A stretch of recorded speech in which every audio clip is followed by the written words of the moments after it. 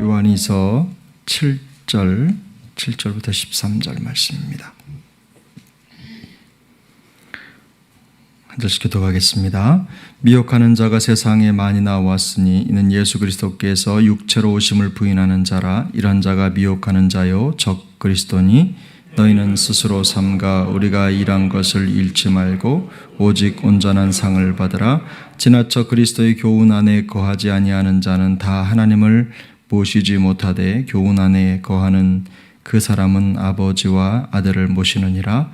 누구든지 이 교훈을 가지지 않고 너희에게 나아가거든 그를 집에 들이지 말고 인사도 하지 말라. 그에게 인사하는 자는 그 악한 일에 참여하는 자임이라. 내가 그에게 쓸 것이마니나 종이와 먹으로 쓰기를 원하지 아니하고 오히려 너희에게 가서 대면하여 말하려니 이는 너희 기쁨을 충만하게 하려 함이라. 함께 읽습니다. 택하심을 받은 내 자녀들이 내게 문안하느니라. 아멘.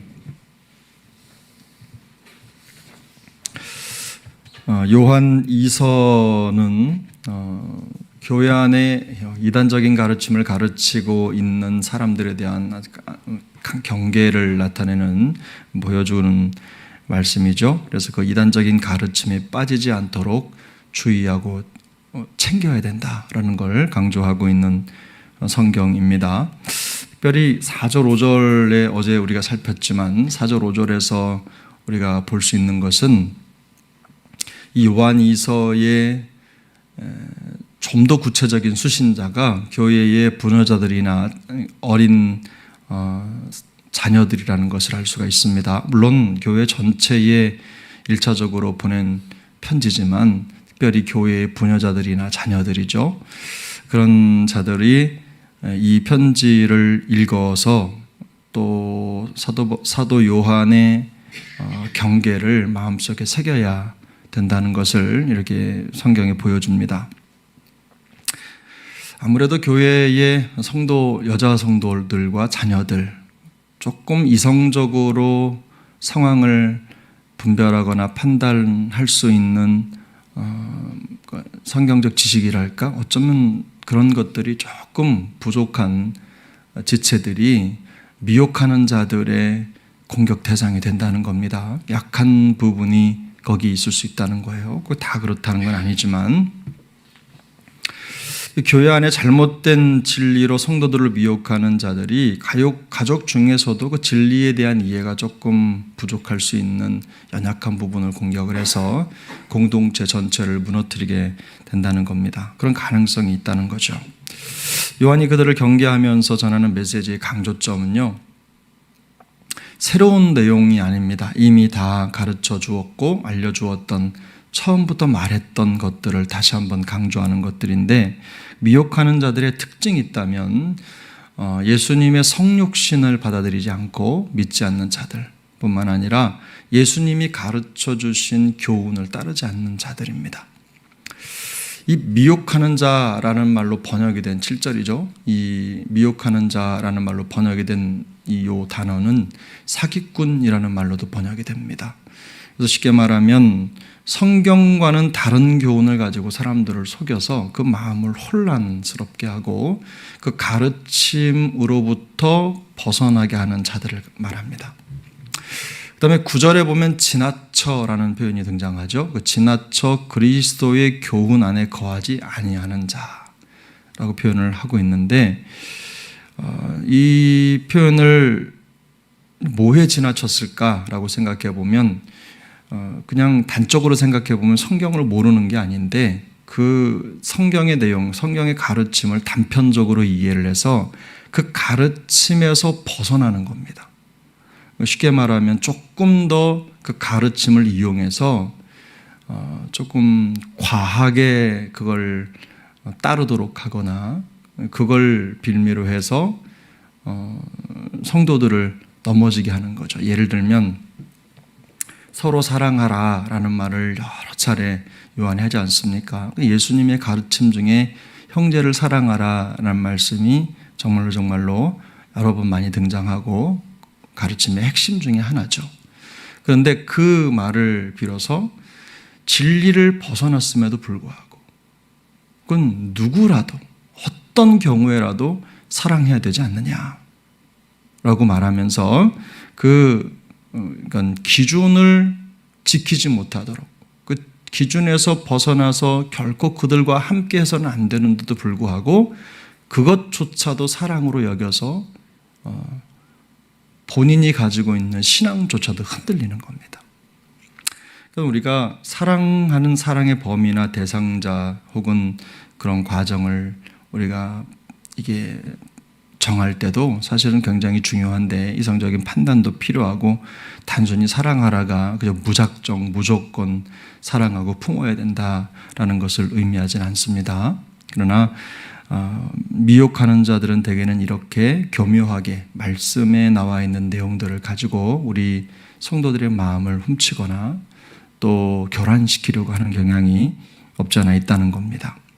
나중에는 이 미혹하는 자들은요, 결국에는 하나님의 말씀 안에 있는 자들이 아니라 예수님의 가르침을 노골적으로 무시하는 자들로 등장을 합니다. 하나님의 진리와 사랑을 무시하는 행동으로 나타나는 거죠. 그래서 요한은 이런 자들이 하나님을 모시지 못한 자들이라고 명확하게 얘기를 합니다. 무슨 뜻입니까? 구원을 받지 못했다는 뜻입니다. 실제로 요한 1서 2장 19절이죠. 그 내용을 보면 그들이 우리에게서 나갔으나 우리에게 속하지 아니하였으니 만일 우리에게 속하였더라면 우리와 함께 거하였으려니와 그들이 나간 것은 다 우리에게 속하지 아니함을 나타내려 함이라. 결국은 공동체 안에 있는 것 같아도 그들이 어떻다는 거예요. 구원받지 못한 대장일 가능성이 매우 높다는 겁니다. 물론 신앙생활을 하다 보면 이 미혹될 수 있는 대상자들을 가만히 생각해 보면요. 물론 이 본문 성경 우리가 읽는 성경은 단순히 전혀 구원받지 못한 사람들 이런 분들을 얘기하는 게 아닙니다.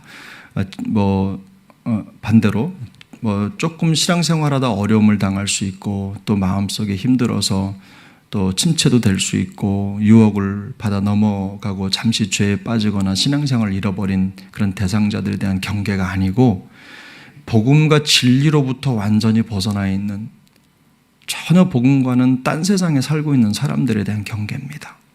혹시라도 내가 마음속에 성경에 대해 보니까 이렇지 못한데 혹은 내가 이런 적그리스도가 아닌가 이런 마음속에 근심이 쌓일까 봐 제가 이런 말씀 높아심에 드립니다마는 성경의 신앙 핵심 교리를 부인하고 하나님의 명령에 위배되는 그런 생활 방식을 추구하고 따라가는 자들, 이런 자들이 바로 명백한 이단들이라는 것, 적그리스도라는 겁니다. 근데 우리가 이런 이단을 경계해야 되는 이유 중에 하나가 바로 성경의 교리를 아주 유사하게 가지고 있는 자들인데 이들의 출발점이 대부분 성경이라는 거죠. 성경을 가지고 우리를 넘어뜨리고 우리를 미혹하는 경우가 너무나 많이 있다는 겁니다. 그래서 거기 그 가르침에서 조금 더 더하거나 빼거나 하는 방법으로 믿는 자들을 유혹하고 넘어뜨리는 거예요. 그래서 여기 요한 사도는 그리스도의 교훈이라고 하는 말을 여러 차례 사용합니다.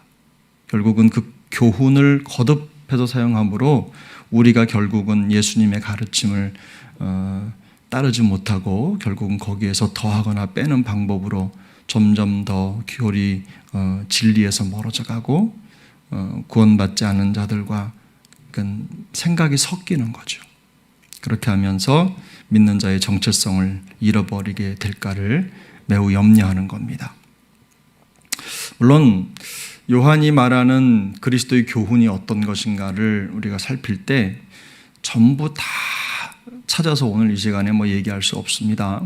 근데 간단하게 우리가 생각해 보면 교회 안에 들어와서 또 성경 비스무리하게 얘기하면서 또 우리의 마음을 교란하고 힘들게 하는 분들이 가지고 있는 그런 부류들이 가지고 있는 생각들을 가만히 뜯어보면 그들에게는 궁극적으로 아주 핵심적인 진리를 부인하는 게 있습니다. 예를 들면 우리 핵심 진리가 뭐죠? 예수님의 동정녀 탄생, 성공의 정황무한 하나님의 말씀이라는 거, 또 예수님께서 이 땅에 살아가시면서 이루셨던 구원 사역, 죄에 대한 우리의 인식과 오직 우리가 은혜가 필요하고 구속이 필요한 존재라는 것, 또 예수님이 십자가의 죽으심으로 말미암아 그 모든 죄의 문제를 해결해 주셨고 또 부활하셨다는 것 뿐만 아니라 이 땅에 다시 오실 영원하신 왕이시라는 것, 우리가 기본적으로 알고 있는 내용을 그들도 알고 있는 것 같지만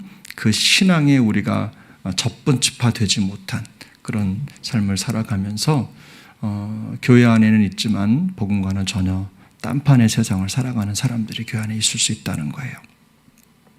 그래서 저는 이 본문 말씀을 읽으면서 그런 생각을 했어요. 교회 안에 이단이 분명히 있는데 우리가 정통 신앙인임에도 불구하고 우리가 얼마든지 이단 같은 삶을 살 수 있다는 겁니다. 어떤 면에서 그러냐면 이단의 역사는 성경 왜곡의 역사하고 갓백을 같이 하는데 우리 그리스도인들이 예수를 믿고 예수님의 가르침을 따라 그것에 우리를 맞추려고 하는 그런 노력과 헌신과 충성이 우리 신앙생활의 전부인데, 그렇게 하지 않고 진리에 우리를 맞추기보다는 거기에 뭔가 물타기죠. 내 생각을 섞어서 말씀이 아닌 것에 집착하게 하는 거예요. 그래서 여기 보면 요한은 너희라는 표현을 굉장히 많이 쓰는데요. 이 너희라고 하는 표현이 단지 요한 어떤 성경은 이 너희라는 말을 우리라고 번역을 합니다. 왜냐하면 요한이 자기를 배제하고 권면을 하는 게 아니라 자기 또한 똑같은 유혹을 받을 수 있다라는 것을 감안해서 그렇게 번역을 하기도 하는 거죠. 그래서 우리가 생각할 때 과연 우리가 예수님의 가르침이나 교훈보다 앞서거나 뒤떨어진 채로 혹은 거기에 내 생각을 섞어서 다른 사람을 유혹하거나 넘어지게 하고 있지는 않은가. 교회 공동체의 어려움이 어디에서 오나요? 바로 이렇게 비슷한데 약간 다른 이단적인 생각과 사고에서 등장을 하는 것입니다. 여러분, 제가 한 가지만 여쭙겠습니다. 교회가 목숨 걸고 내세우고 지켜야 되는 게 하나님의 말씀 맞습니까? 여러분도 그렇게 생각하십니까? 교회 성도들이 목숨 걸고 따라가야 될 가르침이 예수님의 가르침 맞습니까? 근데 그것 말고 다른 것으로 문제를 삼거나 일을 삼는 거예요. 이야기를 나누다 보면 진리로부터 많이 멀어져 있는 걸 알 수가 있어요. 그리고 결국에는 내가 가지고 있는 생각을 섞어서 그것으로 인해서 연약한 부녀자들과 같은 아직 신학의 정체성을 잡지 못한 사람들의 마음을 미혹하고 넘어뜨리는 것. 그 신앙에 혼란을 주는 거죠. 이런 거예요. 아직 면역력이 준비되지 못한 사람들에게 옳지 못한 생각을 불어넣거나 그들을 흔들어서 교회에 견고하게 자리 잡지 못하도록 하는 것. 본의 아니게 누군가에게 그런 역할을 우리가 할 수 있다면 여러분, 그게 바로 이단들이 사용하는 방법이잖아요. 근데 우리가 신앙생활하면서 늘 경계하고 우리 말에나 행동에나 또 우리의 처신에나 주의하고 또 주의해야 되는 이유가 바로 여기에 있습니다. 우리가 정통 안에 있어도 복음을 믿고 하나님의 자녀라는 확신이 있어도 간혹 우리의 행동이나 사고 속에 이런 위험한 태도가 숨겨 있다는 겁니다.